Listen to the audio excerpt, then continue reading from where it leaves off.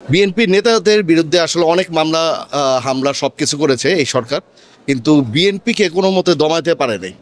আন্দোলনে বিএনপি আপনি যদি দেখেন বিগত দিন থেকে এখন আন্দোলনের জন্য বিএনপি অনেক বেশি সক্রিয় হয়ে গেছে। নারায়ণগঞ্জের বিএনপি বিগত এত বছরের চেয়ে সবচাইতে বড় ভূমিকা রাখছে বিএনপি।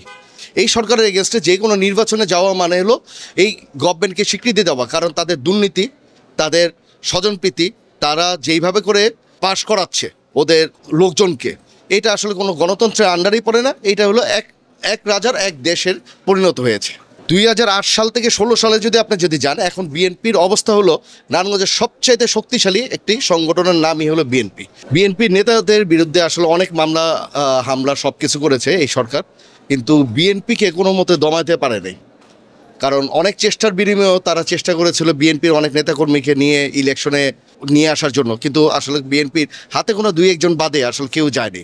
কারণ সবাই বেগম খালেদা জিয়া, তারেক জিয়ার নেতৃত্বে আছে।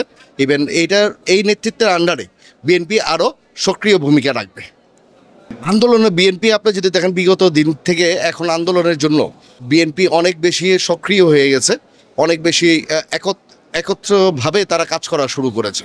ইভেন আমি যদি বলি নারায়ণগঞ্জের ক্ষেত্রে, নারায়ণগঞ্জের বিএনপি বিগত এত বছরের চেয়ে সবচাইতে বড় ভূমিকা রাখছে বিএনপি। বিগত দিনে যত মিছিল মিটিং আছে, যে নারায়ণগঞ্জের মিছিল সবচেয়ে বড় মিছিলে পরিণত হয়েছে।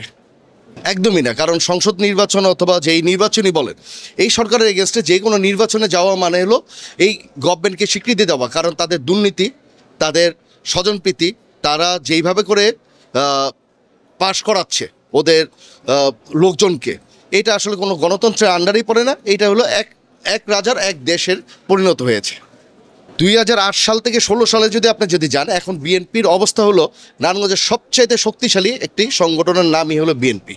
কারণ বিগত এই কিছুদিনের মধ্যে, এই বিগত 2 বছরের ভিতর বিএনপি যেভাবে পারফর্ম করেছে নারায়ণগঞ্জে, এটা বিগত এত বছর করতে পারে না। ইভেন এটা এখন চলমান চলছে, এটা ধীরে ধীরে আরও ভালো দিকে যাবে ইনশাল্লাহ।